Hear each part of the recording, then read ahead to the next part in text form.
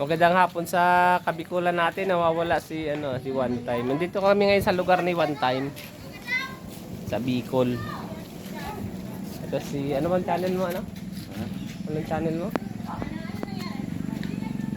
Abogado. Wilson Abogado.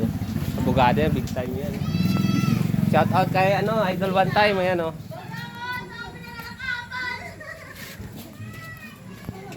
Ano nangyari, ba't nagtigil sa live? Walang Busy. makita dyan. Walang kita. Ano na lang, tabang upload. Upload talaga.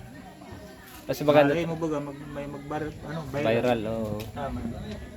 Dito pa lang sa tindahan niya, malaki ng kita niya eh. Kaya di na masyadong pupukus sa sa kanyang YT.